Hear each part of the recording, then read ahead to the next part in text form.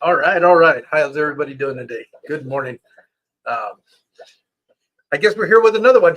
I know the last couple of ones that I did were in Spanish, and that kind of threw some people off. But I had kind of not been doing them for a while, and figured it was time to pick up a little bit of that slack on that end. And but I do appreciate everybody that would still come out and support and leave their like. And for that, I am grateful. Um, I'm waiting on Rick. He's coming up. He just got home. He had some stuff that he needed to do this morning, which is fine. I told him not to worry about it. It's not that big of a deal. We'll just get started, and when he's ready, he can come up here. But in the meantime, it allows me to, get some of the housekeeping out of the way by saying some thank yous and for being here. Fishion Tanks, Fernando, thank you so much for joining us this morning. Linda Worth, thank you so much for being here this morning. Rick is backstage, so I'll bring him up in a minute. And Coral, thank you for being here today. And I'm pretty sure everybody. Oh, Ian, Tommy, thank you for joining us this morning. So let me go ahead and bring Rick up. I don't know if he's ready yet. I see him wandering around. Red Laser, thank you for joining us this morning. Let me see if. Hey, Rick. Hey. How you doing, man? Good. I'm moving stuff around. That's a nice view of your ceiling. Oh yeah, sorry. No worries. I'm just Goodness. busting your chops a little. Yeah. Hopefully everything went well this morning. It went well. Yes. Good. She got her Good. blood drawn. I got some banana bread from one of my coworkers up there. Oh, nice. Yeah, I work at the hospital. Oh, okay. What do you do at the hospital? I'm security. Oh, okay. So anyone that comes into the hospital sees me first. And then I have to lay down rules, which people don't like. Yeah. Well, I can imagine. Is it an ER or just a general? It's the general check-in for at least visiting. people a little bit calmer than when they come into the ER. I'm not sure about that. Usually when people come into the ER, there's a lot of chaos right behind them. Well, that, and then you have people that come in to visit that are not in their right mind half the time. So well, they're like, I know where I'm going. I'm like, well, you got to stop here. It starts here, and I will get you where you're going. So they got to check in before they get into the facility. Yeah, because we try to make sure the folks that are there are not one of our people that are trying to bring in something for the patient to help them along their way. Yeah, get it. Or bringing weapons. Certain patients, we require a search for them because they have a history. So we have to search their belongings and their self. Certain patients, certain visitors for that room. It's kind of weird. Some people feel like they're being discriminated against, but what can you do? Yeah, but where are you in Oregon or are you in Washington? Washington. Oh, okay. So are you in the metro area like Seattle? Yeah, it's okay. Well, I'm in Spokane, so it's eastern Washington, so it's like literally 30 minutes from the Panhandle, Coeur d'Alene, Idaho. Okay.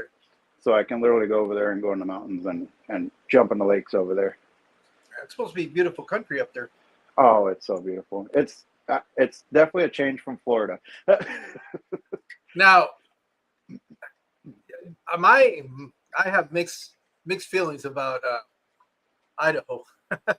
Yeah, no, there's a lot of I mean, just like anywhere, there's a lot of like rednecks and stuff like that. And well, here's the thing. Clear of all the craziness over there.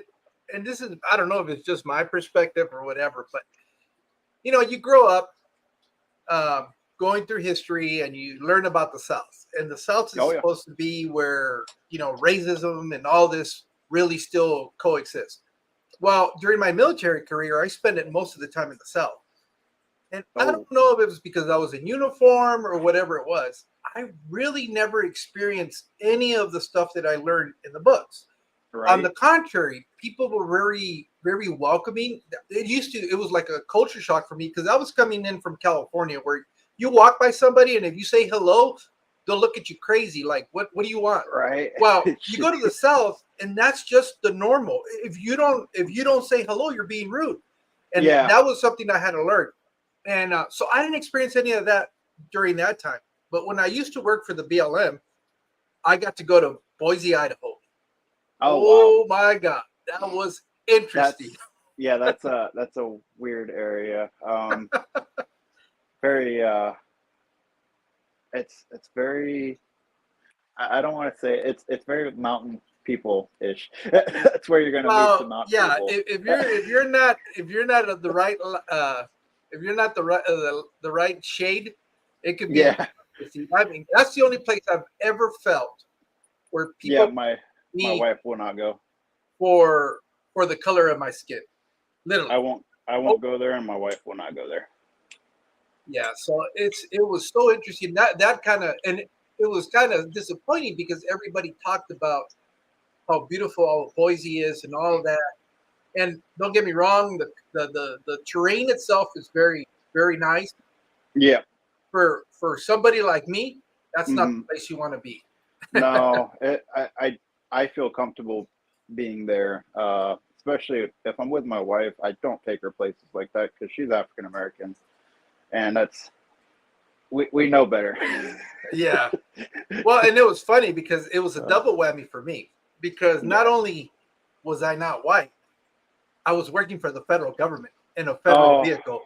oh yeah. So it's the only time where I've been pumping gas and the guy that was standing on the other side of the island did one of these where he kind of looked back, looked at me, and just Oh kind of my stared like saying, "You're in the wrong place, son." I God. was like, Yeah, "Oh that's shit." terrible.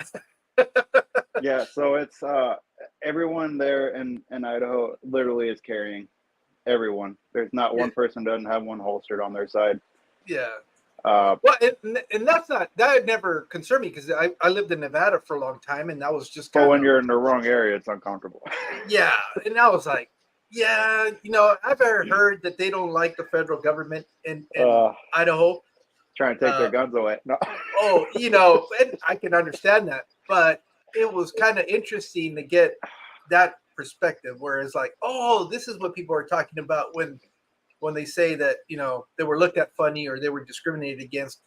You know, It see, happens here too. I grew up in a community which is so close to the border, so the majority of the people are Mexican. Yep. And I would say 80% of the population is Mexican, and the other 20 is other. It could be white, Asian, black. It's a mix. Yeah. It's the other. So growing up in that environment and in California, it was you heard about it, but you never really experienced it. And it wasn't. And when I left for the military, I was thinking when I found out I was going to be in Georgia and all these places, I thought this is going to be, you know, Yeah. it's going to be interesting. And I never experienced it there. Luckily, I don't know if that's always the case, but I can only speak from my experience, and that was never the case. But I it think wasn't it's until I went to that northern region of the country that I was like, "Oh shit, this is what they're you. talking about." I realized that down in Florida, Florida's a melting pot. I grew up in Tampa 30 years of my life. I miss it. I miss the community, the people there. The There's a lot of friendly people there, and then there's a lot of people that aren't very friendly in Florida. But you have that everywhere, like I said. I do I do miss the waterways down there. That's my biggest thing. It's being able to go to the beach and jump in that water. The west side, the west coast, you need a wetsuit, full wetsuit, because the But water is in the corner of the region you're frigid. at, yes. That water's frigid all the way through summer and everything. Even in the coastal Oregon area, it's beautiful though. Yeah. It So I so how old were you when you left Florida? uh so I was 30. I was 30. Oh, okay. So you were already I've an only been here. adult. Yeah, I've only been here 5 years now, so I'll be 36 this year. So it'll be Oh, six okay. years. So Yep. what took you to Washington? So my dad, he We didn't talk for 10 years. He's an alcoholic. Okay. We didn't talk for 10 years because of his racism, and he's Cuban. It's weird.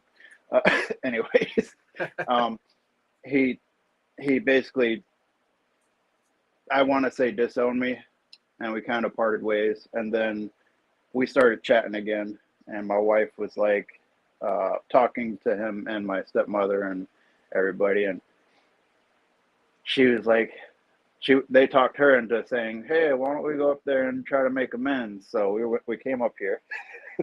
He's been up here 4 years. We rented the biggest Penske truck you can rent, the big giant semi truck, basically, is one that the chair goes like this the entire way.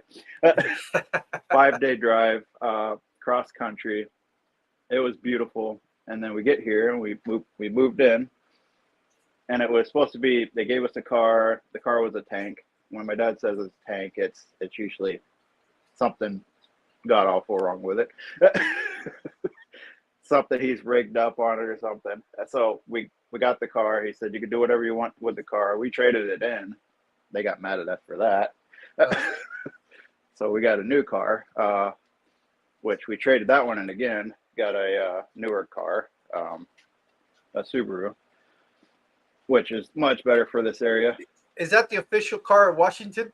It really is. It seems like Washington and Colorado, I guess that's Subaru country. Everybody's driving a Subaru here. It's either that or anything 4-wheel drive. Well, if you go to San Francisco, you better have a Prius, because that's all they drive is Priuses. Or you're not part of the crew. Well, no, you're not from San Francisco. That's how they can tell who's from outside the city. Yeah, I've got a friend from San Francisco. She's always trying to tell me to go down there. She's actually the one that stood out from my coworkers when I worked down in materials management, running the supplies around the hospital. She's Mexican. She's from there. She was adopted down there. But her personality, her and her husband are great. Her mom's here. Her mom doesn't speak any English. But they are amazing people. They basically, we didn't have anybody when we moved here because my dad and stepmom moved out of this state randomly. They just picked up and left. We had to find our own way. So we got a place. And then when we were in our kind of hardest spot, my friend Celia, she would invite us over for dinner all the time. And then we got our foothold here. We're like rooted in here now, and we don't want to go. We want to stay here because we love it here. I would love to visit Florida, but I don't see myself moving back there. All my family live down there, and I miss them dearly. I'm sure they do miss me. But they're like, why didn't you guys move closer to here? Why didn't you guys move to like 2 states away instead of all the way across country?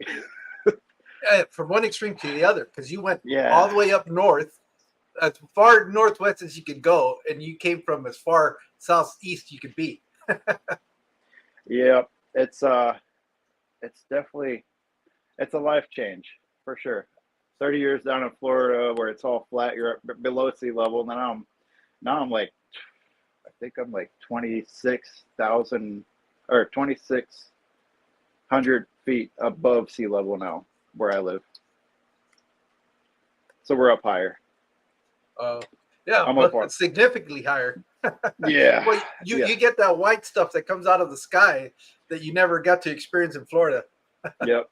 Where we're living, the city is like, it goes up, down like this. So when you're driving down, like if I'm driving down to downtown, my job is literally back up the hill to the other side of town, which is the north part, going north.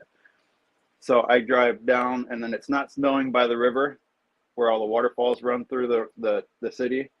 And then when you're going back up north, it's snowing again. But it is a slick ride going down, up and down the hill. They call it a hill, but I think it's a mountain because it's, you look either way, you're seeing over cities. I need to find out if I was the only idiot, but moving into a snow state.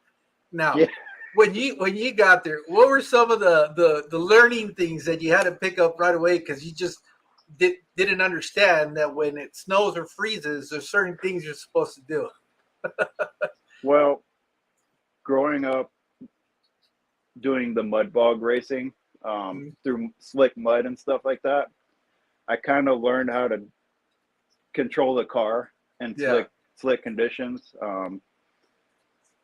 So I kind of had an idea, and then I started testing it out in parking lots. So I had to make sure I knew how hard I have to tap the brake without creating a situation. So it's feathering the brakes all the way down the hill, and then having good tires is a big thing here. You have crappy tires, you're going to be sliding everywhere. People do that, and I'm like, gosh. You're sitting there waiting for them to figure it out, because everybody's in a traffic jam because people are trying to go back up the hill, and they're just coming back down sideways. Oh man. And it's a mess. People are crashing into cars. It's the same thing over in Oregon. My biggest mistake, and I learned why people shovel snow, was not shoveling snow, because I had never lived anywhere where snow would. And this is in northern Utah. I used to live in Winnemucca, and it wasn't a lot of snow. It was maybe about a foot of snow on the ground. And I don't understand why the neighbors were all coming out in the morning and shoveling out their driveways. I was thinking, you can drive through this. It's not deep. I used to think the only reason people shoveled snow is because it was like above their, above them. It freezes. Exactly. So the first day, I'm able to drive out the driveway, no big deal. Back up and go on my way. Well, I came back that afternoon, was able to drive into the garage, and that was fine. Well, that's twice that I've already compacted that snow. Yep. I come out the following day in the morning, and I'm backing out, and as soon as I hit the driveway, all I hear is and I'm not going anywhere. Yep. And that snow that's been compacted, there's like ridges that are frozen solid, and you can't get out of them. Or so I basically did a little ice rink on my driveway. Now I'm sitting there, and I've never been in snow. And yes, the other mistake was, and this is how everybody knew I wasn't from Nevada. I moved to the state with the only 2-wheel drive truck. I was the only one in town, and people would go, "They sell those?" They used to give me shit about it at work. I said, "Well, we didn't realize they sold 2-wheel drive trucks. Why would you need that? What's that for?" And I was the butt of the jokes all the time, and so I couldn't engage a 4-wheel drive and be able to drive out. So I was just sitting there. I was stuck. Oh my god! And it wasn't until the neighbor came out. This is the other mistake I made that same day. Out in my slick thinking, I said, "All right, I'll just open up the water hose and I'll melt the ice. And I'll be able to back out." I go to open the water hose, nothing. Yeah, it's frozen solid. The whole hose is all frozen, so there's nothing going on, right? Pipe. So I'm already kind of running late for work or whatever. The neighbor finally takes pity of my situation, comes over, and he's kind of laughing. He goes, Now you're going to shovel your snow, huh?" And I said, "Yeah, I was wondering why you guys would do that." He goes, "Nah, don't worry about it." He threw some kitty litter under the wheels, and I was able to drive out. Well, I take off to work, and I forgot that I had opened up the water hose, and it's still freezing. And in that part of the country, the temperatures would get warm enough during the day that most of the snow that we would get overnight would just kind of melt away. So I go to work, come back in the afternoon, and we used to live like in a slight uphill to get up to the house. And I'm looking up as I turn the corner, looking up, and I see down the sidewalk, the curb, this river of water just flowing down. I'm going, "Oh, somebody's pipe busted." That's what I was thinking, right? And I'm driving up, and I'm going, "Oh shit, my pipe busted," because I can see it coming out of my house. I walk up there all freaked out in a hurry, and I start looking, and no, the pipe's fine. And it dawned on me, "Dummy, you left the damn hose open." So I don't know how long that water was running there, but those are some of the learning curves that I had to pick up on immediately when I moved out to, living where stuff freezes. Do they have water restrictions there, or is that only during the drought season? That's only during the summer. Fortunately for me, because I don't even think I really noticed it on the water bill, but it must have ran at least 4 hours. I'll be right back. I still got the headphone. No problem. Let me see. Let me go ahead and say hello to who else has joined us since we started. I know Berto said he needed to step in and step out. Coldwater Aquatics, thank you for being here. Adele, thank you for joining us. Aquafunk, thanks for being here. Carr, thank you so much. Bigfoot, thank you for joining us this morning. Let me see, make sure I'm going back. Robert Reed, thank you for joining us today. And down here, who else just recently came in? Aqua London, thank you for being here. Red Laser, thank you for being here. And Jesse, Salem Aquatics, thanks for joining us this morning. And I think, I'm sorry if I missed anybody, but I think I got everybody up. Let's see, did you wake up in an ice field after that? Yikes. Oh, he's talking about, no, actually, I was able to close the water and I learned that water freezes in the hose. So, don't use it until the sun comes out and everything is kind of defrosted a little bit. And then the other thing, and that one, that one I was very lucky. I didn't get hurt, but because we used to have that constant like thawing and freezing, we used to get icicles. Oh yeah, it builds up or off the corners of the house. And they look like these nice long daggers hanging from the roof. They're dangerous. Well, yeah, but again, being stupid from California, I didn't realize you're supposed to knock those off, especially once you start getting pretty big because they'll come down on their own. Yeah. Well, one day I was, I think I had just gotten from work and I had kind of left the door open or whatever. And I came in and I was doing something and my wife screams out of the back, "Hey, close the door." You're gonna... So I just turned around and flicked it and it slammed. And I guess it was strong enough where it knocked down all the icicles that were like in the doorway. Gosh. And I don't know why I walked out again because I had to go get something for Cart, and I see all these little lawn darts just in a row. And I'm going, stuck in the ground. Shoot, you're supposed to knock those down. So luckily I learned that one without any consequence. But I was looking at that and go, these things get pretty pointy too. So if, falling from a roof and landing it, it'll at least cut you if it doesn't impale you. Yeah, there's coming from like third story, second floor.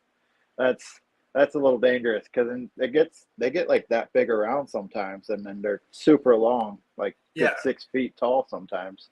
Yeah, these weren't that wide. There might have been maybe about 3/4 of an inch at the widest, but we didn't take them off because we thought they looked cool. Like when you buy Christmas lights and they look like icicles, and we're like, cool. Free decoration. Yeah, so it's all that stuff you learn when you come from a region that you don't experience it. You don't grow up in snow or freezing. We got none of that down in Florida. So coming from Southern California, it was all stuff that we were experiencing for the first time. Have you been to Tampa, Florida? No, I've never been to Florida. Well, okay. No, I'm not. That's not true. I've been to Jacksonville. That's where my grandmother's at. She lives there. She's in Orange County, Orange City, whatever that is. I haven't been there. We've always had our like family reunions at the like Rainbow River, Ocala area. I miss the springs there, the ocean and the springs. Here we have rivers and we have the lakes, but that water stays cold all year round. That water used to be snow. Yeah, it's all mountain water, or mountain melt off. That's what they call that. Yeah, yeah. So plus it doesn't really get hot up there, does it? Oh yeah, it does. It gets up to 100 and something degrees here and super dry. So the ground here is mostly, the geography here is mostly basalt. So the whole ground is nothing but molten, like excruciated lava rock. Okay. And it's not like super light lava rock. It's that solidified, because I guess this whole region was built or created million years ago from a big volcanic eruption that pushed molten lava straight up out of the earth. So we've got these big giant boulders that are everywhere that have been shoved out of the earth. How far is Mount St. Helens from there? That was the last big eruption, wasn't it? Yeah, so that's to the left of us. But I think they said this was all done by Yellowstone, something like Oh, that. okay. That the biggest volcanic eruption Earth's ever dealt with, I guess. Yeah. No, the only reason I'm saying this because it's volcanic region. I mean, no, most of those mountains are dormant volcanoes. It's literally like desert here during the summer. Everything Okay. dries out. The fires start up. We get fires here pretty bad, and once the wind blows, it's pretty much game over for entire cities.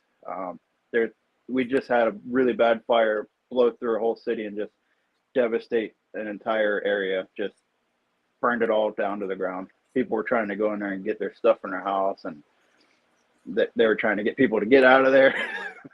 Yeah. And there's like videos of like deputies driving through there just in a nick of time without getting burnt alive. Yeah, it's Well, just dangerous. I know some of the big issues out here in California. The reason why Fires. a lot of these big fires have happened is because they quit preventing, controlled burns that they were doing because they wanted everything to grow back. Well, yeah, it's nice, but the problem is you're creating more kindle for the fire. Really, that's what you're doing, and especially when they weren't letting areas be clear cut and stuff like that. I kind of understand the conservation aspect of it, but once you start intrusion into those areas and you start building urban settings, you got to do something about it. I mean, The pine needles that are dried out, Mm-hmm. those catch fire quick. So it's I know that was there before, but then what are you going to do? Are you going to remove all those homes? I mean, Yeah. Well, we get lightning here every once in a while that triggers a fire, but this last one was triggered by a traffic light. A traffic light was faulty and it sparked, something wow. like that, and it literally started this massive fire that went for like miles. I was scared because it was getting close to us. Oh, okay. It was about to start burning up the hill here. That doesn't take very long to get up to the top. It would just burn straight up the pines. So Well, our fear was like, we're gonna have to evacuate. If I remember correctly, because I've been to Portland and it's kind of the same region. I mean, Yep. you guys have some dense forest. I mean, it's Oh yeah. once you can't see probably more than 10 feet past the clearing of the road into that forest because it's so heavy. I mean, I remember one of the things that stands vividly in my memory is flying into that region, and from the air you can see where the areas that they've harvested these big old rectangle squares, and then you can see all the growth around it. And I guess now they're doing that where they're doing the cycle harvesting. They'll let stuff grow out and then they'll pick another area. But I remember just looking down from the plane and it's nothing but trees. It's just green, dark green. It's all trees, except for the sections that have been harvested. You can see spots where avalanches happen too, and like if you go near the mountains, you can see where all the trees were laid flat, or even windstorms. We get windstorms here that are crazy. Or you can see where everything's been burnt, which is really crazy. It looks like a big scar on the earth. Yeah, I'm used to seeing those because that's pretty much what we see out here in the mountain areas. Going to San Diego and stuff like that. But yeah, I've never been on a plane. Oh, that's right. You drove out there. Yeah, I've never been on a plane my entire life. I want to, but I just never felt the need to. I could just drive. You see, I don't know if it's just me or flying the plane experience has really dramatically changed. Because I remember being able to have leg room when I first started flying. And now, now it's like being in a school bus where they packed in all these seats and you can't even recline and you're sitting there. I mean, my legs are rubbing the backrest of and that doesn't matter which airline I fly in. That's they're uncomfortable. all the same. Yeah. Luckily, they're only like 2-hour flights. That's why I don't want to travel cross country because it's going to be 6 hours of agony. 6 or 8 hours. Stop somewhere and then get on another. Yeah, that's the only reason why I would look forward to a change of flights is just to be able to stretch your legs out. Because that's, right. I mean, the furthest the furthest I'm willing to fly is 2.5, 3 hours. It's because after that, it's just torture. So I noticed the industry up here. Since I've been living here, I've gotten to know a lot of people. I've gotten into the freshwater clubs, the saltwater clubs, and we don't really have a club for the freshwater side where we actually have meets, but people are trying to work on that. More people are moving up here from, this place is becoming more populated than it's ever been. Okay. They're building new interstates and all that stuff. But the industry up here is mostly steel, concrete, and trees. Yeah. And oil comes through here like crazy too. We get the I thought trains. fishing was also a big industry up there. Commercial fishing. Salmon, and yep. There's lots of salmon fishing here, and steelhead, trout.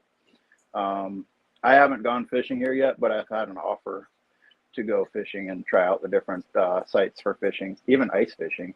Well, don't a lot of the fishing, the big industrial fishing companies, they're kind of headquartered. Well, that's Seattle, not Spokane.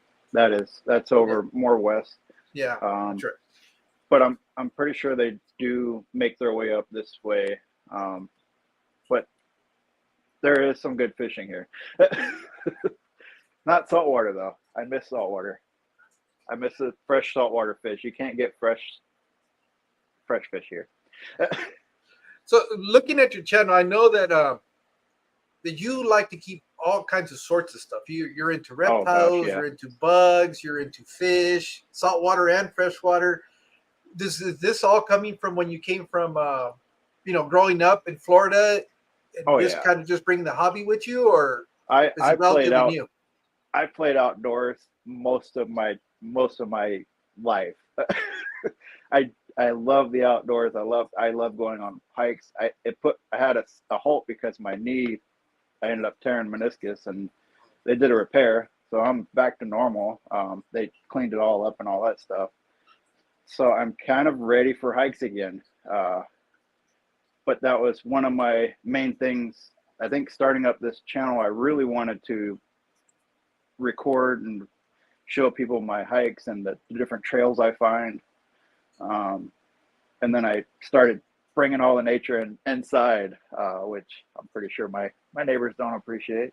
But I'm back and forth just doing all sorts of stuff. So it's like I'm up on the second floor, and I have a lot of fish tanks. But they're all small tanks. I can't keep any big tanks up here, unfortunately. I wish I would have gotten a ground floor apartment. Yeah. Because then I would have been able to keep that big fish tank or two. I'm stuck with getting nothing but the biggest one is this reef tank behind me, the 40 breeder. You were joking about having a lot of tanks in there. I just saw that wall. Oh. That's just it's a mess in here right now, but so where is that in the house? This is a spare bedroom. Oh, spare bedroom? Yeah, like this is one of my shrimp tanks. I don't know how well it's gonna come up. Oh no, and you can see it. Here, let me. There's my rainbows. I probably switch my camera around. Oh, I turned the camera off. Settings, camera, rear camera.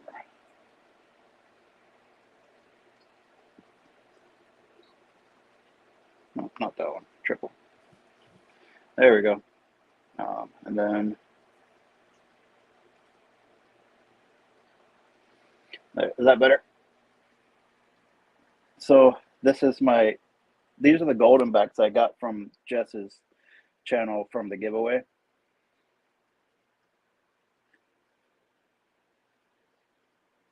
And they reproduced. I've given away a bunch. I give away a lot of stuff. The hair algae is kind of driving me nuts in here.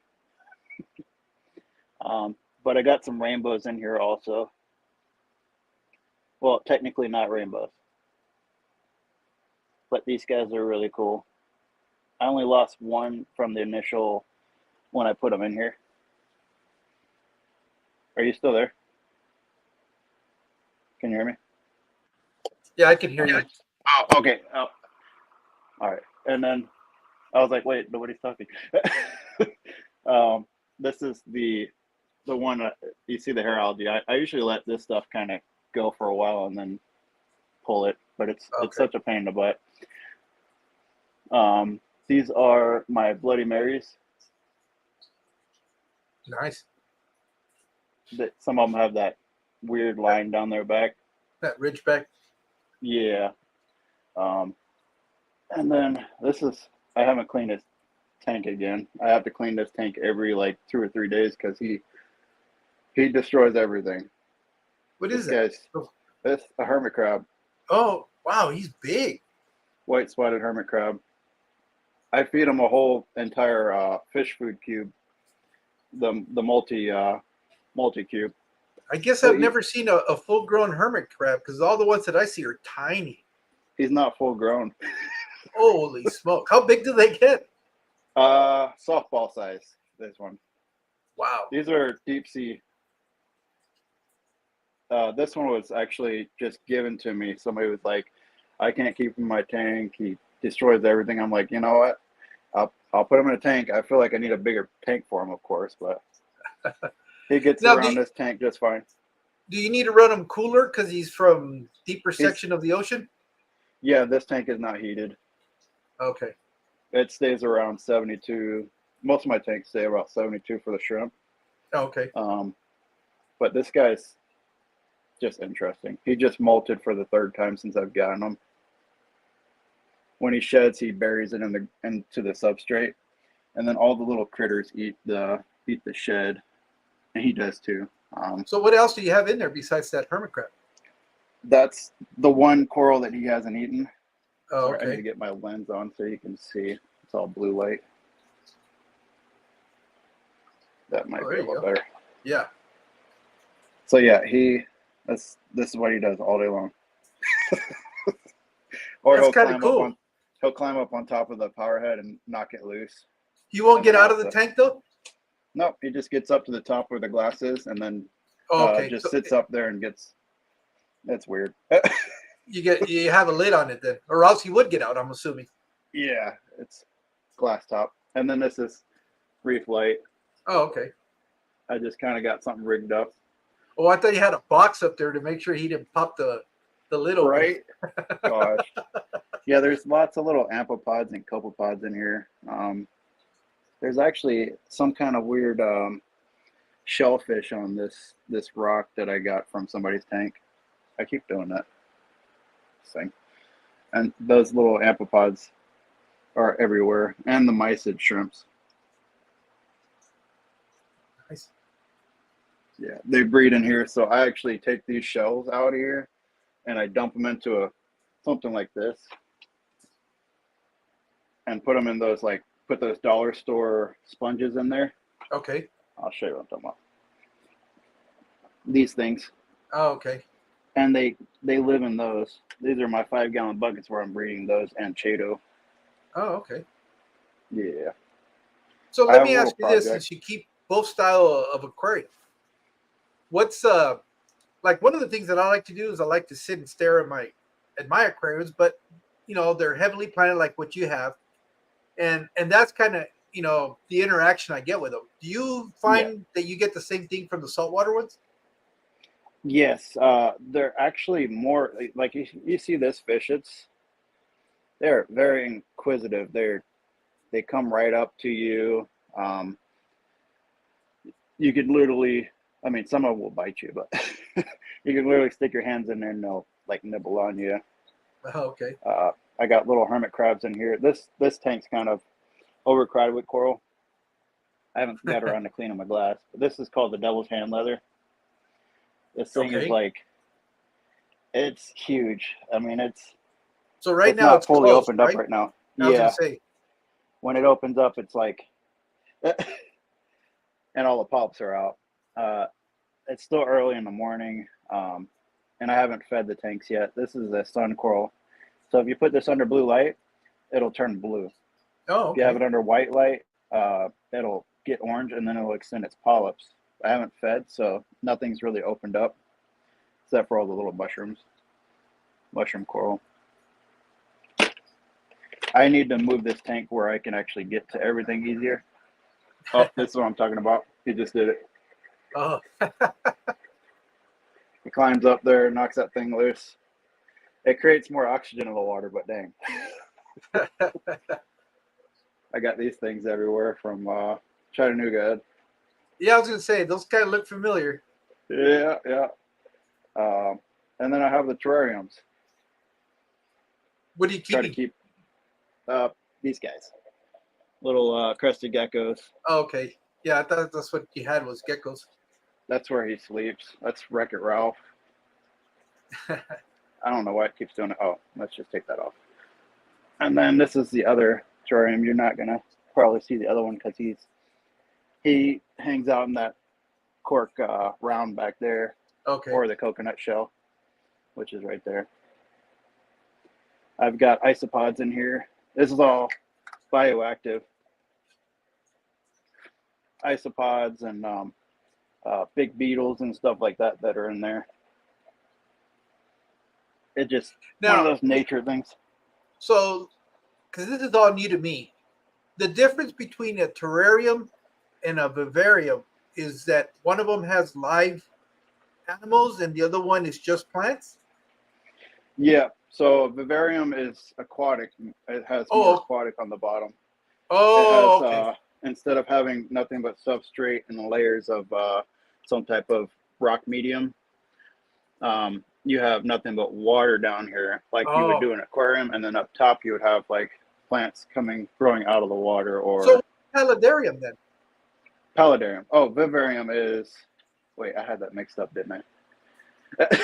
Yeah, this is all new to me, and it seems Yeah. like you start off with aquariums, and then you start liking plants, and then you start liking all these other things.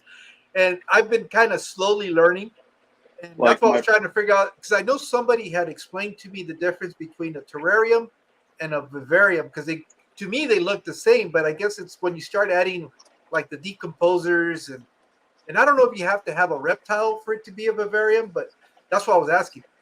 This is my phytoculture. I need to clean that jar, but it gets dark green, and then I harvest it. I split it. It saves me $40. That's Oh, for 40 the bucks live for a food for bottle of, the coral yeah, is that for the coral or the fish? for everything. It's Okay. you put it in there and the corals absorb it, and it's just green water basically. That's all it is. So I use Easy Green for that and salt Oh, water. okay. This is my bucket for the RO water, and then the I mix salt in there. That's all my salt buckets. And this is the roach, my That's what I'm cockroaches talking down about. here. Yeah, The those are my bugs. cockroaches. Yeah, those are for feeders. I've got way too Okay. many. I give them away a lot. That's the leopard gecko cage. It's got. Now, do the other geckos will they eat the roaches too, or you have to feed them something different, something smaller? They'll eat them, but not as much. Okay. As much. This little section, I've got plants growing everywhere. Endler tank. Nothing but a ton of mixed endlers, some guppies. The hair goes wild in here. That's one thing about me. I don't mind the hair algae because it's another hiding spot for fish. Yeah. Well, You can see all again, the that's what babies in there. I'd always say. What are you trying to accomplish? If you're trying to breed, hair algae can be your best friend. But if you're Yeah, trying to it's set like up having a a mop.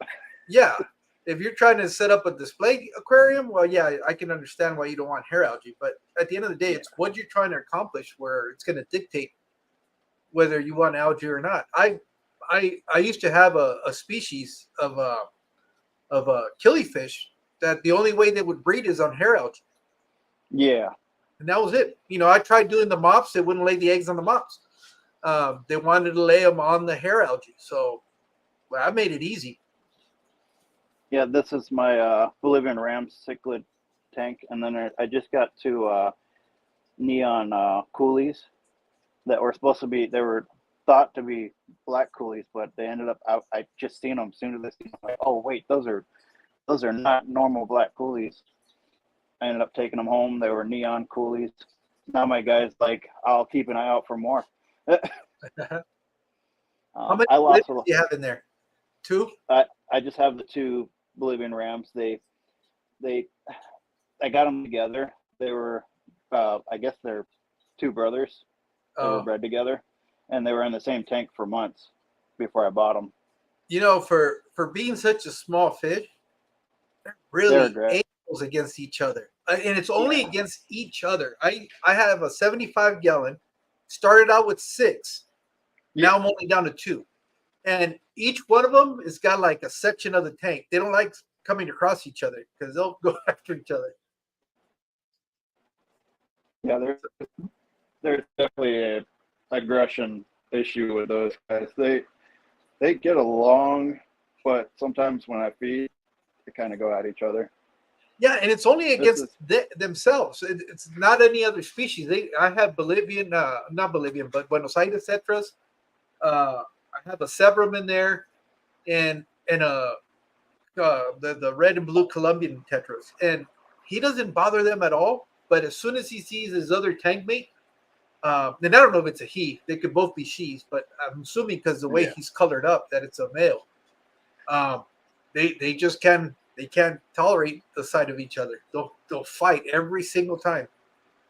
Yeah, they're buttheads. My German blues are like that too. I got a pair of those that he's always picking on the girl. But they definitely have been together for going on, I want to say 2 years now. Get close to that 3-year mark, I think. Yeah. As far as I know, blue rams don't live very long. Like 3 years, 4 years, maybe. Well, mine might be reaching that threshold because I got them when I started doing YouTube videos, and I've been doing them for almost 2.5 years now. I didn't realize I'd been doing this for that long. Oh yeah, it goes by pretty quick. This is my main reef tank. It's starting to get a little populated with coral. Nice. I've gained a lot of these corals from trades and some of them purchases. But a lot of people trade me stuff or just give me coral because this one wasn't doing too well, but it's coming back. It's an acan. These are candy cane coral. Some of them are like this one right here. This one's like super bright green. They split. So if you look down there, there's 2 mouths in that hole. Okay. So they split their heads by just basically pulling herself apart. Well, the other thing I'm learning about corals is I guess they walk, they move. Yeah, they do. This one blows up like a balloon. It's a plate coral. So it blows up like a balloon, and then it moves along the ground. This has been its happy places for a long time. That centerpiece that's orange, it's its mouth. Now, do you ever get corals taking out other corals because they just grow too big and they just kind of... Not yet, but I have had an issue with this Aptasia here. If you look in between all the zoanthids, those anemones, there was a ton of opened up zoanthids there along that rock, and they've been tearing at the acros there. I am working on ordering some nudibranchs, Aptasia eating nudibranchs. They're gonna basically clean all that up. The only problem I have probably will be this these 2 wrasses that I have in here. Oh, okay. That's a longfish, right? Yep, the yellow. That's the canary wrasse, and then you have the Orchorus wrasse. Then you have this wrasse over here, which is the disappearing scarlet wrasse. They will probably predate on them, so I'll have to try to get them to breed or hide them. So the only good thing about that is they're nocturnal. So they'll come out at nighttime and eat the Aptasia. Oh, okay. The one chromis that I have. And I'm raising my magnesium levels to get rid of the Bryopsis here to 1500. I'm going to keep it at 1500 until I see a significant difference. That algae has taken over. It's almost like feathers. That's the other reason I kind of stay away from saltwater. You got to know chemistry. Yeah. Everybody says saltwater is so easy. Bullshit. This guy's a chalk bass. Oh, okay. He's basically, I want to say, in the bass family. So is he going to get real big, like typical bass? That's as big as he gets. Oh, okay. So it's like a dwarf bass. But they definitely open their mouth and eat just like a bass. They're aggressive eaters. Oh, okay. Everybody's like, you shouldn't have them in there with your coral. That should be a Fowler only tank fish. And I was like, no, he's been doing just fine with everybody. Oh, because they're notorious for eating corals, or what? No, they just will eat hermit crabs. Oh, small okay. snails, small They'll eat your crustaceans. cleaning crew.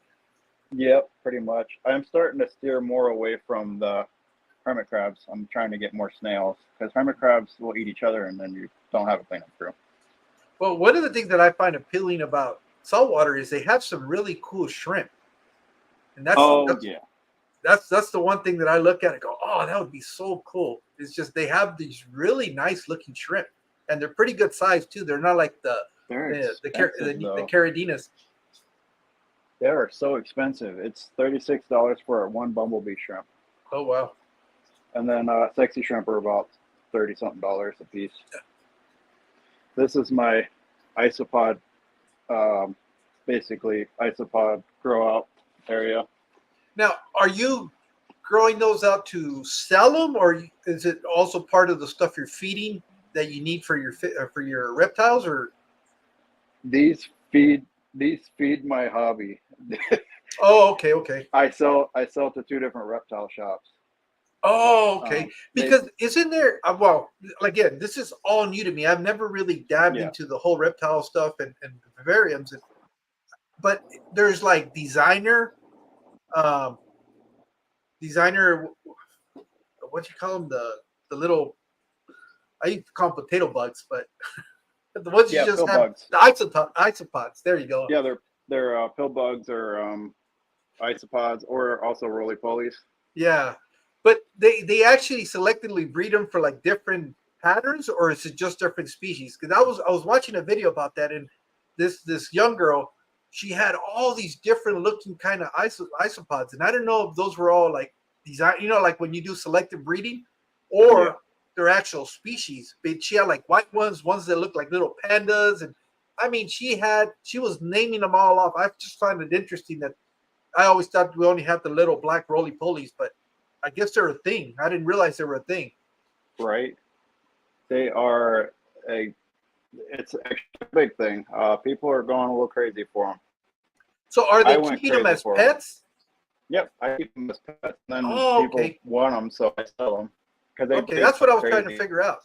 If they were just strictly food, or they were actually collecting them like people that like to collect ants.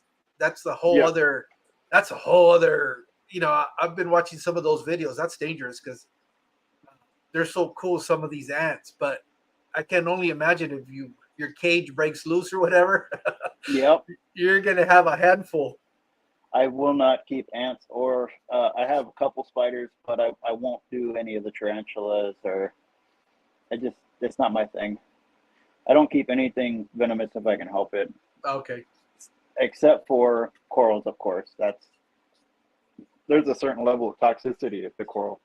Yeah, I was watching a video. I guess a guy reached in messing around with his corals, and he ended up having to get emergency surgery because I guess he had a real bad allergic reaction. And what caught my attention was a thumbnail where he's showing his I don't know if it's his forearm, but you could see the big scar. And it was like an infection. Yeah, I was like, holy smoke. Another reason why I don't want to do saltwater. These are all my books on, of course, some of them are cookbooks, and self-help. But I've got a ton of books on fish tanks, art, and all that stuff. And these are all my magazines from all the fish or aquarium side. Okay. Some of them are reptile. More reptile magazines there. Collector. So what's your ultimate goal? Are you just keeping all these critters for the sake of keeping them, or are you actually trying to reproduce them to sell them? Is that something you're striving to, or No, my or main goal is just to keep them as pets, and enjoyment? then yes, and then some of them do end up breeding like crazy, so I end up selling them Yeah, if I can. yeah, it just self perpetuates the hobby, which that's understandable. And I'm just curious because I know some people, they get to the point where there's like, oh no, I definitely want to make this a side hustle, and they breed for business, which is fine. Yeah, this is my wife's beta. Oh, okay. So It's she's also into the hobby like you? not as much. Uh, it takes it's like pulling a tooth trying to get her to jump on board. Well, Uh, baby steps, baby steps. yeah, that's her second beta. We lost the first one after 3 years. This tank is really filthy. I need to clean it, but this one gets dirty really quick. There's only one fish in here. That's a clownfish. Yeah, this is the Clarkie eye. She's her name is Rasputia because she is aggressive. Oh, I had that disappearing wrasse in here with her, and she scared it all the way back into the overflow back here. oh wow. It jumped into there, so I had to get them out of there and put them in the main tank. There's a couple coral in here. You can't see them because the glass is so filthy. It's hard to clean a biocube, by the way. Because around corners.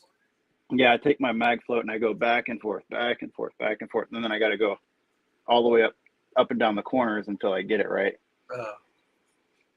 So if I could do it all over again, I would find something with edge, an actual corner. Yeah, but they look There's good. a lot of hermit crabs, lots of hermit crabs in here. That's my Duncan colony. Oh, okay. That's a branching green star polyp. Is that a seahorse in there? No seahorses. What is that thing that's wisping in the right there? This thing, Oh, that's the actual coral. that's a coral. Oh, okay. I thought it was one of those camouflage seahorses. Yeah, right. This would be a cool tank to have a seahorse in. You know what I'm I'd talking have to about, wear right? the It's flow. not. It's the one that looks like similar to that. The dragon seahorse. Yeah. There's lots of Mohano anemones in here. They're these Okay. little tiny Hawaiian anemones. The clownfish feeds them. Okay. Oh, So he feeds them. Yep, she'll take her bites and then she'll freaking go around and feed each individual one Huh. whatever food is left over, so she can host them. Oh, okay. There's some pallies in here. So the risk you run with palithoas or any zoanthids is the risk of palitoxin. Okay. You're You're speaking Chinese to me right now because I don't know anything about corals or saltwater. Palitoxin's one of the most toxic substances on Earth. Okay. So if you get that so definitely don't reach your hand into your tank if you have a cut on your hand. Oh, okay, okay. That's what they talk about.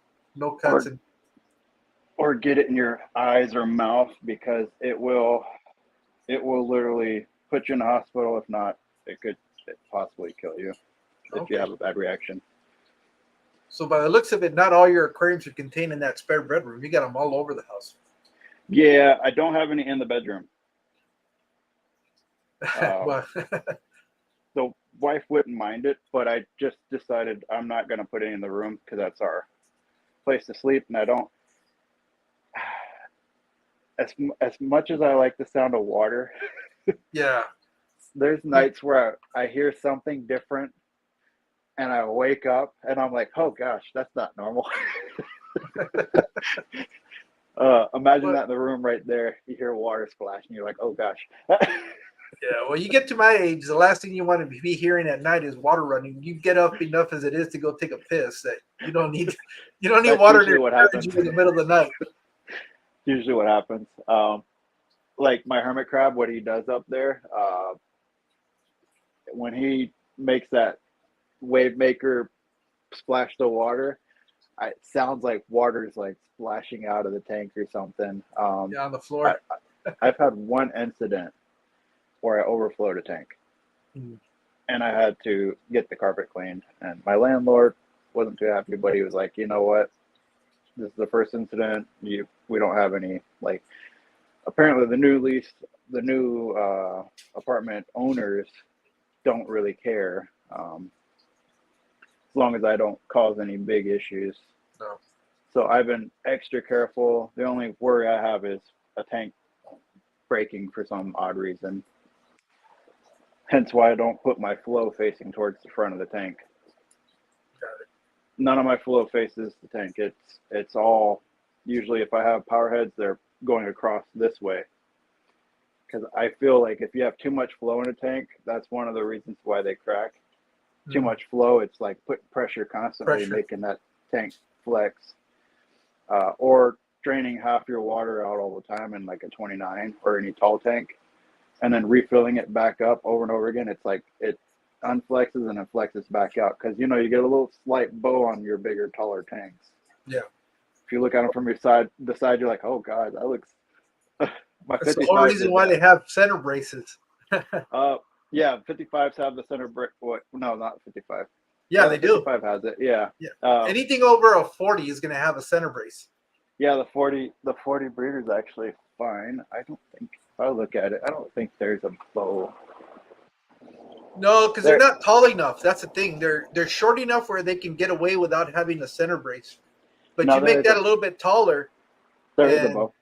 Oh, there is? It's that weird slight bow that you get on a 29. The 29s are, I look at it sometimes like, man, that's scary.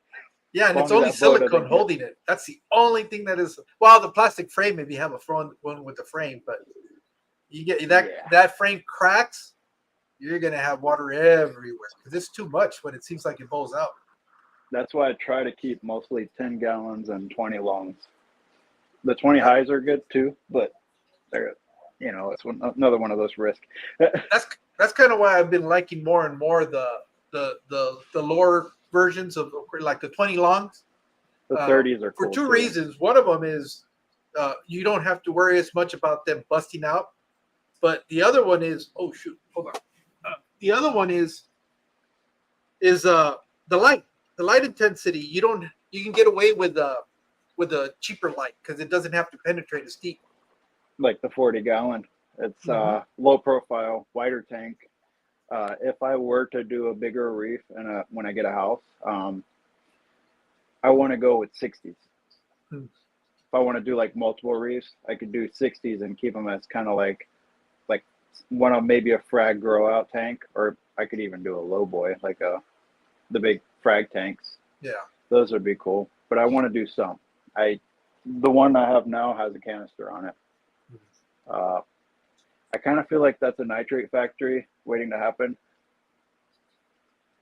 I don't know. I had a canister, only one that I've ever run in my fish room, and it finally broke down. But I never, you know what? Now that I think about it, that could have been the issue why I was having Popeye in that aquarium, because I haven't had it ever since I got rid of the. Yeah, I haven't had it since I got rid of that canister. And the problem with canisters is you tend to forget. You have them, they're running, and you just kind of neglect them more and more. It's easy to neglect unless you are real regimented about doing the maintenance on them. It's easy to set it and forget it. Yeah, and then you can only really do any maintenance on a saltwater one when you're doing a water change, because you want that salt water to wring out all the sponges. I have nothing but sponges on that biomedia. So it's both mechanical and biological filtration. And then I also have a Seachem Tidal 75, I think it is. And I'm happy with the Seachem. I want to switch all my Fluval AquaClear hang-on backs to the Seachem because of the skimming. It's that protein skimming, the surface skimmer that I like.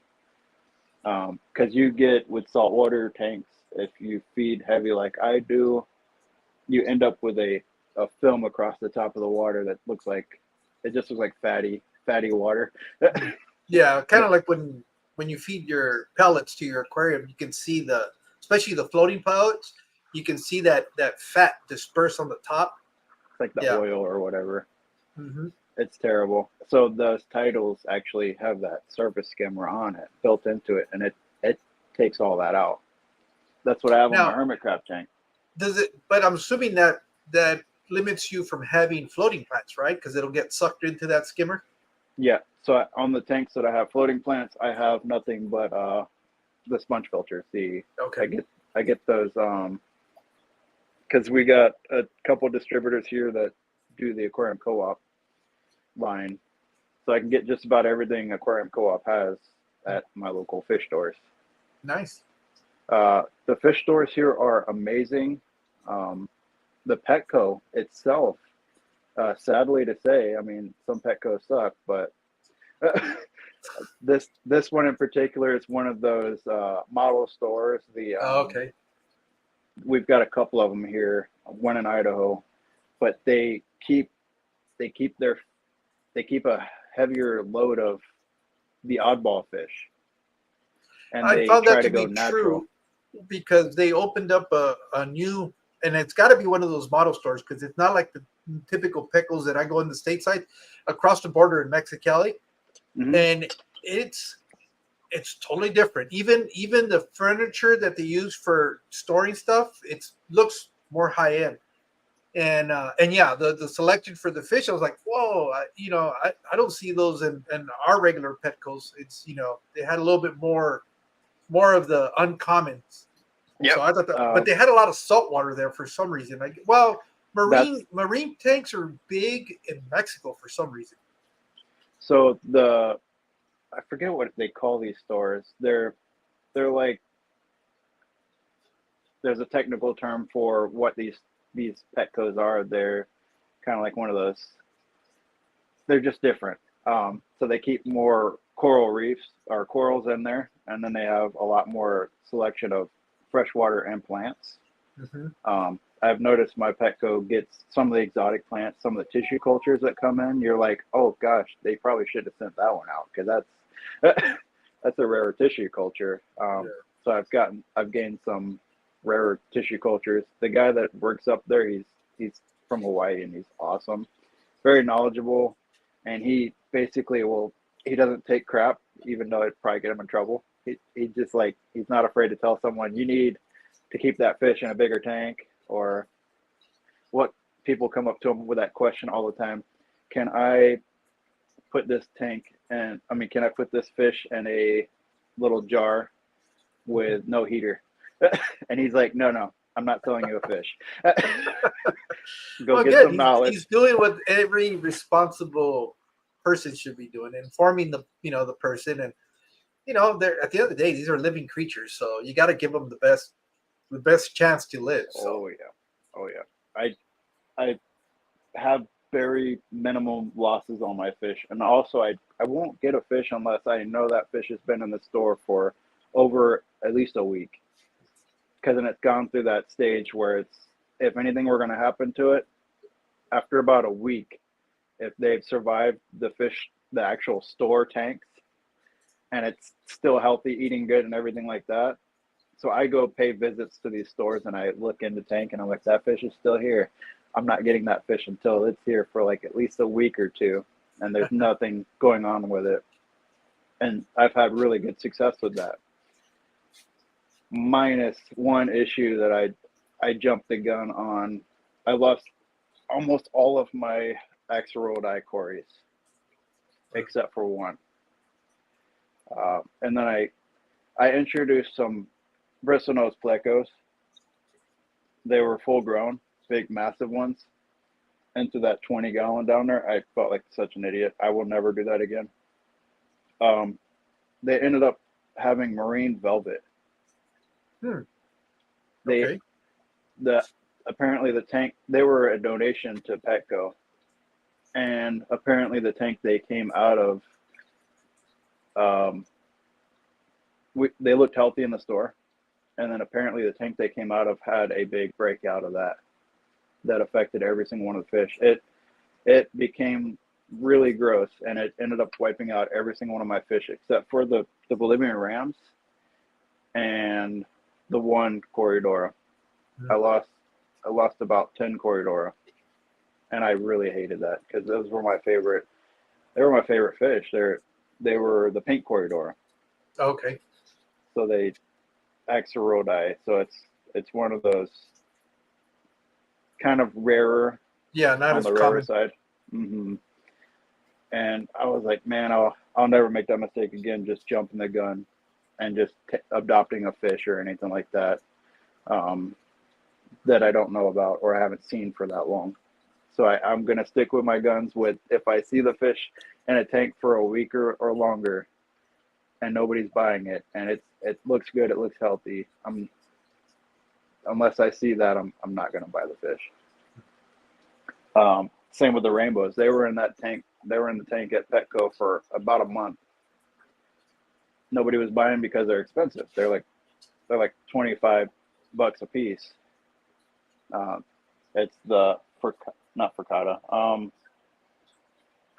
The Pseudomagills. Yeah, Pseudomagill Furcatas. Yep, the Furcata. Yep. And I lost Or one fork tails.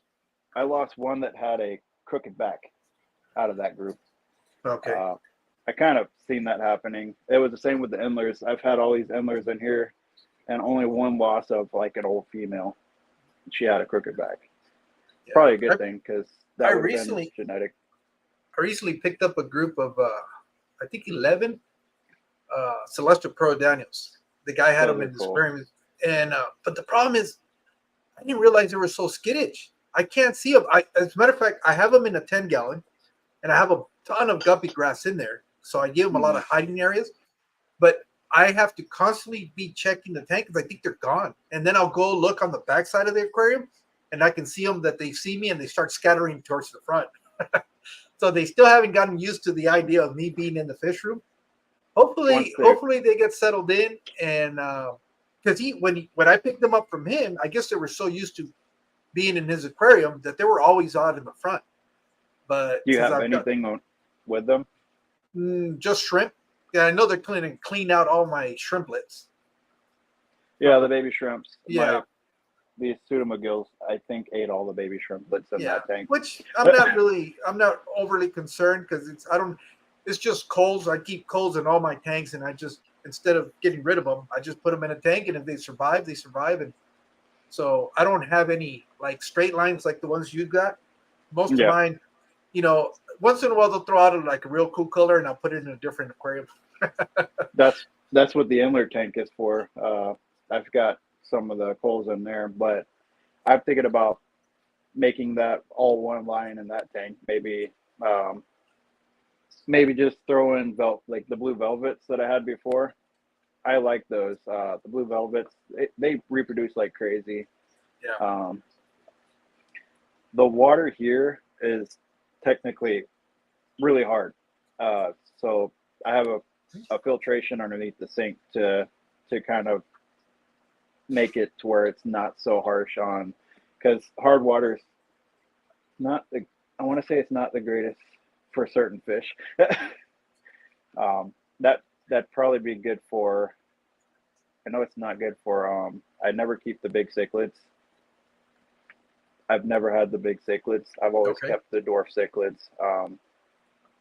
I know hard water is probably not good for the big African cichlids, right? No, that's what they like. They thrive. They like the harder. Yes. Yeah. What's the one that does soft water? Your pistogrammas, they're all usually soft water, but that's only if you're trying to breed them, because they'll get used to whatever pH you put them in. It's just they're not going to breed for you if it's not the right parameters. But most cichlids, as far as I know, are hard water fish, and that's why people keep them. I mean, I don't know, unless they're coming straight from the wild, then I would worry a little bit more about hardness. But I always thought that people in Oregon and Washington suffered from soft water. That was one of the biggest gripes that I've heard. I guess it depends what part of the state you're from. Ours is like, so my TDS comes out 160. Okay, that's not very hard. No, but everybody considers it hard water here. I know in Florida you have, yeah, it's like it doesn't read. Yeah, It's Yeah, whatever the max is on whatever test it you're using. it's just crazy. It's that what do you call it? Limestone. Yeah, Liquid limestone. liquid rock is what we call it out here. Everything calcifies. I get calcification on my tanks when the water level drops here, but not as bad as I got in Florida. I think I've managed to get my waters soft enough where I don't have that issue anymore. When I first started, all my aquariums were white from the calcium buildup on them. Yeah, But we got a whole in-house water filtration system, and it's gotten out to the point I get it, but it's not where you would, like you get salt creep. Well, that's what my calcium buildup used to be like. Now it's just a little bit, and I can scrape it off with a blade real easy. It's nowhere near as bad as it was. yeah. It was like scraping off like literal shells, like seashells. Well, I when people talk about salt creep, I know exactly what they're referring to because that's what it looked like. But it's just minerals. It's just mineral buildup on ours. That's the issue I have with this one because of the hermit crab. Mm-hmm. Well, I think it's just an issue with all saltwater tanks. Oh yeah. I don't know anybody that doesn't have that issue. Yeah, stuff's like crystallized. Yep. Well, it's just the minerals that when they evaporate, they stay behind. Yeah, and that's another thing, topping off, constantly having to top off the saltwater, the saltwater tanks, because when the evaporation happens, I mean that's with freshwater tanks too. You don't want to just add in water that has minerals, because then you're just increasing your the amount of minerals in the tank, and that can throw things off. Same with the shrimp tanks. I add our water to top off everything instead of just adding water or doing a water change, because then you have things that don't evaporate with just the water, so all your minerals stay behind. Yeah. If you just go and change your water on any of your tanks without topping them off with fresh, like RO clean water that doesn't have any minerals, you run into the risk of that starting to build up over time. Yeah. And then that's the one thing that I have learned is that you when you do top offs on salt water, it's got to be basically distilled water or RO water. Sorry, RO can't water. have anything. Yeah. I finally got an RODI system. I was using that store bought. I was carrying the jugs, the 5-gallon jugs. Yeah. I have them right here next to me. Yeah, I saw them when you were showing around the room. Yep, I still fill these up, and I fill up the small jugs. I keep a bunch of these around. I fill these up with RO water, and then I use these to top off all the tanks. Okay. And then I just fill this up, and then I mix the salt in there. Oh, okay. But I keep the 5-gallon jugs full of RO water, so I can take and fill those smaller jugs up, which are easier to hoist up and put on top of a tank, and run a line into the tank to let it drip to fill it back up.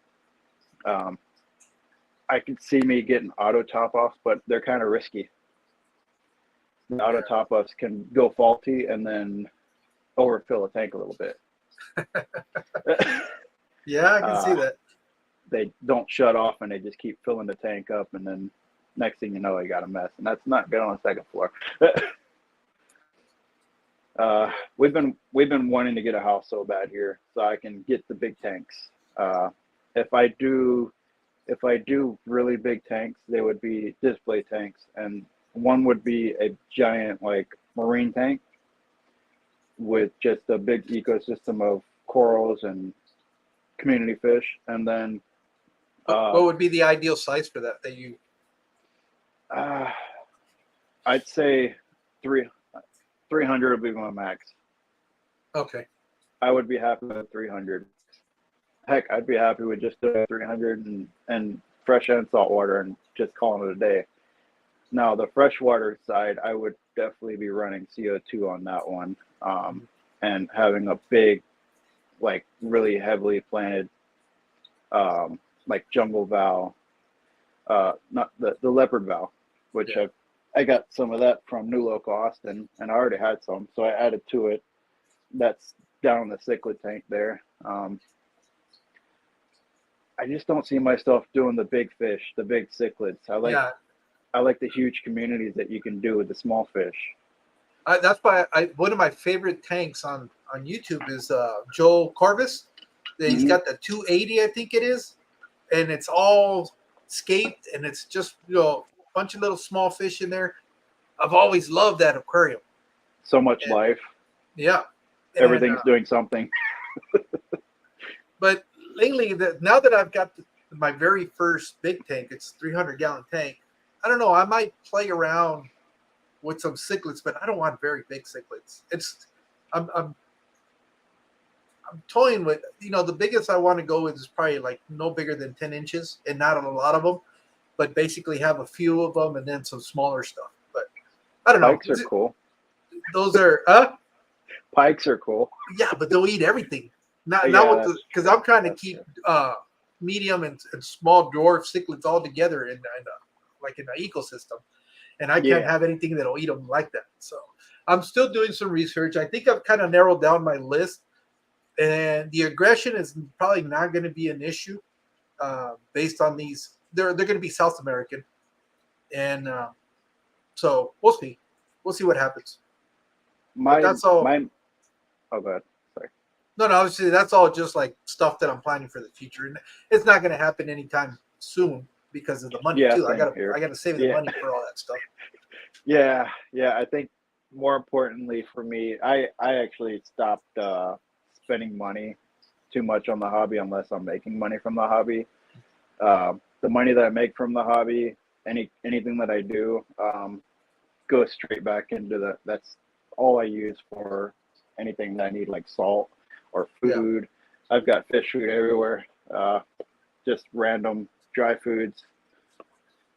I go with the bulk reef supply because you can get everything in one shot there. The local fish stores have fish food here, but they don't have the variety, the brands that I like. I kind of stick to the bug bites for my fresh water. Oh, the I love the bug bites. Yeah, my fish love this stuff, and then I also feed. Their crow flake is actually not bad. That's the New Era, or what is that? The Spectra. Yeah, New Life Spectrum. Yeah, New Life. So I like this stuff for all around feeding. What my phone's resting on is the garlic flakes. Oh. Yeah. They got vitamins and stuff like that in there, and I want to say it's lower protein, 39%, which you would consider lower, right? Yeah. And recently I was given some fish food to try out, and I'm really happy and surprised with it. And it's true, I don't have to feed a lot of it. And it's this Dr. Bachelor. Oh, yeah. It's not very cheap, but it is because you're not feeding as often. And low phosphates, right? Yep. KG Tropicals send me some samplers to try out. And I'll tell you what, I used to do what is it? Rick's food? Is it Rick? Rod's food. No. Rod's, no. That's salt water. No, what is it? God, I'm forgetting. Ken's food. Ken's fish food, because it was still pretty good. And I still have some of that. And I think I'm gonna, based on what I'm trying to do, I'll probably go between this food and Ken's fish food. The pellets. I love his pellets.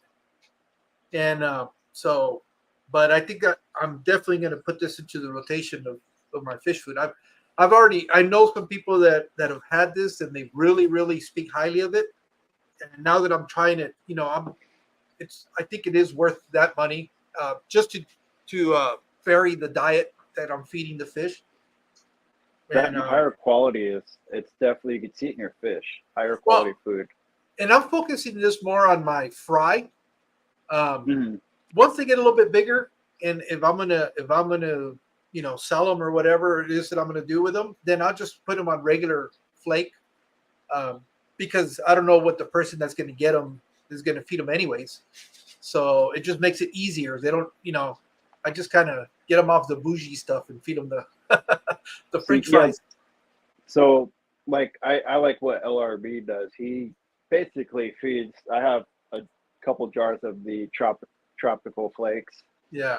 Just you can crumble it up to fine pieces and feed it. But I try to throw different things in there every day, just to kind of give everybody a variety. It's not the same thing every day, because you and I, we wouldn't like like to eat just noodles as every much day. as I like pizza, I don't think I want to eat pizza every day. Yeah. So I try to mix it up. Like the reef food, I got a buddy here that makes this is Pinnipeds. I use this sometimes. I take a scoop of this and drop it in the reef. My mandarins love that, but you can only feed that to the reef. And then I try to I rehydrate stuff like this. This is Calanus. It smells so fishy though. Oh. This right here it will make everybody turn their nose, but it smells just like straight up shrimp that's been out for a while. Okay. Copepod powder. So I do a little mix. These are the rotifer powder. So it's dehydrated. And then I have the frozen stuff like this, which that can get pricey. Frozen foods are expensive. Yeah, I don't really use them a lot. I'd rather, when it comes to non-pelletized or flaked food, I'll use live food instead. I have some microworms. I have some grindle worms. I have some peanut beetles. I have a bucket that I sit outside for my mosquito larvae. I'd rather feed them that than feeding them frozen stuff. Yeah. So, and it's worked out so far right now, and it's a lot cheaper. You try to, as much as I would love to be able to buy frozen brine shrimp instead of having to hatch myself, it gets expensive real quick. I get allergies, so my nose has been running. Oh, that's fine. Yeah, so down in Florida, you could leave buckets out or just literally collect mosquito larvae anywhere. Here you don't have that. It's you end up with dragonfly nets in your buckets. Yeah, no, down here I'm lucky. We get dragonflies during the summer, and I discovered a couple of those dragonfly nymphs in a tote that I had outside, and but it's not that often. I even had them in an aquarium in here in a 10-gallon that I had just had. It was just kind of like a hospital tank that it kept cycled. I was surprised that I had a nymph in there once. They predate on smaller fish. Yeah, but I didn't have any fish in there. Yeah, I had some snails and just kind of keeping it cycled. But they are cool. They look like little aliens. Yeah, they're interesting. It kind of reminds you of that thing off of there's an old movie where the little peanut-sized alien thing becomes something huge at a college or something. I forget the name of that movie. It's old. Yeah. But it's kind of like that. It's just something not normal that you would normally see unless you literally are diving a waterway somewhere and you see them. That's another thing I like. I like the microscopic side of the hobbies. All the little tiny critters, like in my terrariums and isopod beds, you've got springtails and you have mites, like soil mites that you end up getting. They're interesting, but they also give me the heebie-jeebies. And then with the saltwater side, you have so many more just small little crustaceans, snails, types of weird invertebrates that are you just can't see in freshwater. So that's what brought me to the saltwater side. The same with the coral. It is easier to keep coral than it is to keep saltwater fish. Huh. Okay. Saltwater fish have more issues. Coral, they're easier going because all you gotta do is set them somewhere, try to keep them away from other corals where they don't go to war with each other, because they will. They will literally wipe. One's gonna lose the battle, or both of them will lose the battle. You don't have that with plants. Well, you do to a certain extent, because hornwort, it'll kill off some other plants. Do you, and I didn't know that. It was Starve it for Steve, light. Warrior Planet Text, was telling me they do go through chemical wars inside the aquariums. Oh, There's certain wow. species that'll wipe out I other didn't even know plants. that. Yeah, neither did I. And I was like, Wow. "What? Are you serious?" He goes, "Yes. Haven't you ever noticed? You know, you keep these certain plants with these other ones, the plants are not going to thrive." And I was like, "Holy smoke! Okay, that's interesting." Like me, in order to keep the hair algae down on some of these tanks, what I do is I let the floating plants grow out. This time of year, I start growing my floating plants again because people start having a higher demand for it. And that's another money maker for me. I get the bags from the store for $10 for 100. Yeah. And I just, every week or so, they'll ask me for an order of 25 of them. And they give me $3 a bag, which is nice. For the isopod bins, I do like 25 to 30 orders every week on those for 2 different stores, and that's $5 a container of 10. Yeah. No matter which species, I just sell them for $5.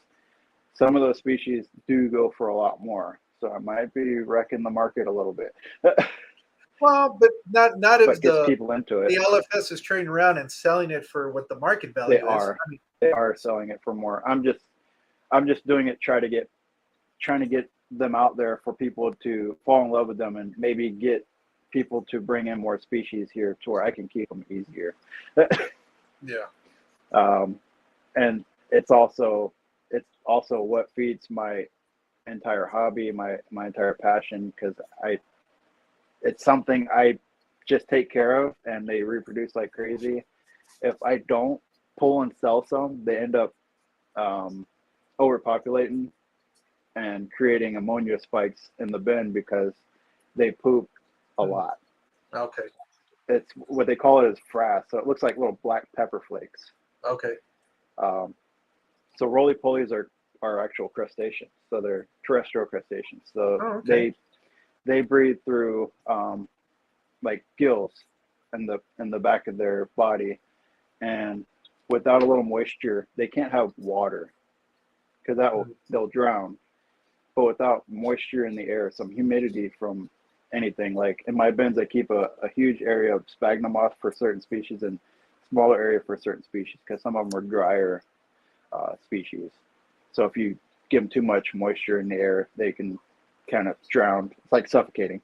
Yeah. But they need moisture. If they don't have moisture, they will dry out and die. So if they get out of the bins, I don't have to worry about them causing an issue anywhere in my house and populating the house because they dry out within 10 minutes of leaving the bin. Okay. I find them crawling across. They are escape artists, so I find them eventually crawling across the floor, and I pick them up and I put them back in the bin wherever they go.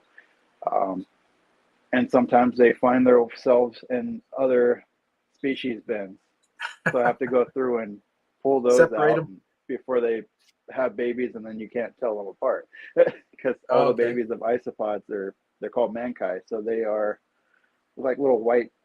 They all look almost the same. Oh, okay. Little tiny white isopods, and then they gain their color over time after they eat the soil and all that stuff. So I feed them just like you would do in a freshwater tank, botanicals. You can give them beet pollen, anything you could find in nature that wouldn't cause them issues, like certain funguses. Slime molds are bad for them in certain numbers, but they'll eat a little bit of it. Springtails keep the mold down in the bin, so you have to keep springtails in there. Okay. Same with terrariums. If you don't have springtails in there, you're going to end up with mold. Not good. It seems like there's a whole other ecosystem that you got to learn about. And like I said, I just kind of started scratching the surface on that. I don't need to get another hobby like that, but it seems like it's innate. I mean, it's going to happen. Look, I started out with aquariums, and then plants. I make my own soils. Oh, okay. And I inoculate them with certain bacteria. So I add things in there like calcium. I add leaf litter. I take it and put it in like the NutriBullet, blend it up to a powder, and I just mix it in the soil because their main diet is the soil and the leaves. Okay. And then I make my own food. I make it requires like 10 ingredients, about 10 ingredients, and they all have to be organic, and you have to blend them all into like a fine powder. So there's a whole science behind everything I do. That's what got me in the hobby, was the science part. Oh.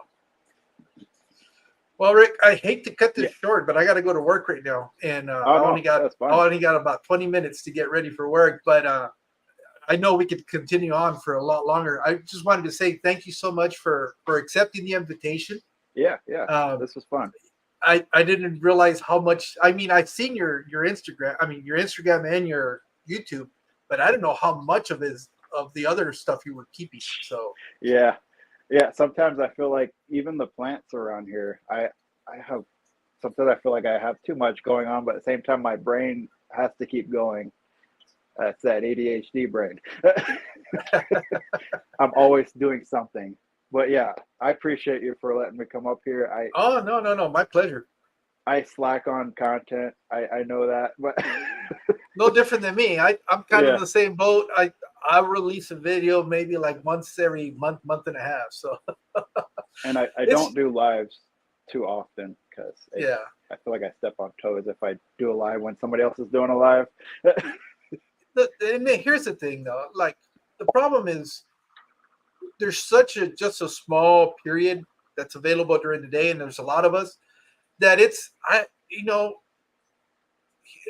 if you wait for that, you'll never get around to doing it. You just got to start.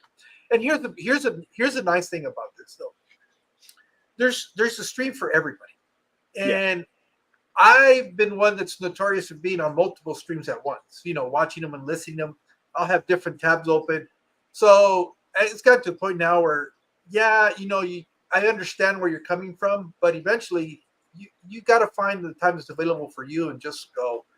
And there's multiple people here that are not only watching this, but they're watching if somebody else is going live at the same time. They're doing the same thing, so I don't feel as bad anymore. Where I understand, because I used to be like you. I was like, oh man, I want to do it, but so and so is going at this time. Depending on what your content is, though, it's going to be different. People will watch it, or they don't watch it, or they'll watch the replay. And that's usually what I count on. Is a lot of the times is people coming back and watching the replay. Mm-hmm. So I don't concern myself too much with that. I try to avoid it as much as I can, but there's just sometimes where your availability and my availability just happen to coincide when somebody else is going on. I don't do it out of spite.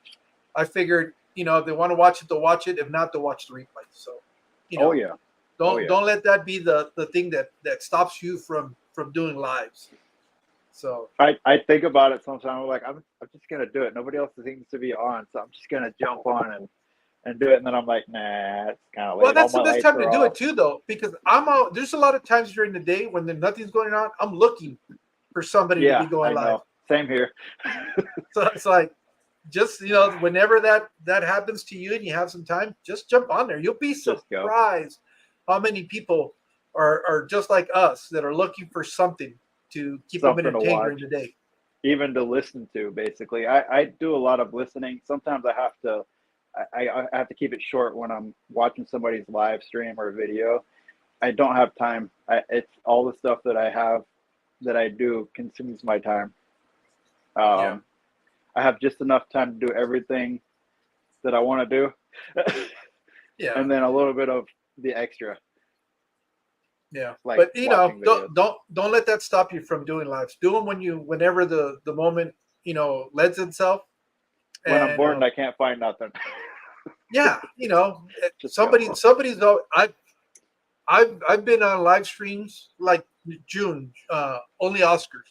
It's 2-3 o'clock in the morning, for me, and they're going live. So and then you start getting, if you go to those hours, you start getting people from other parts of the world that are up and looking for something to watch. So it doesn't matter how late or how early, just do it, and you'll be surprised the people that'll come.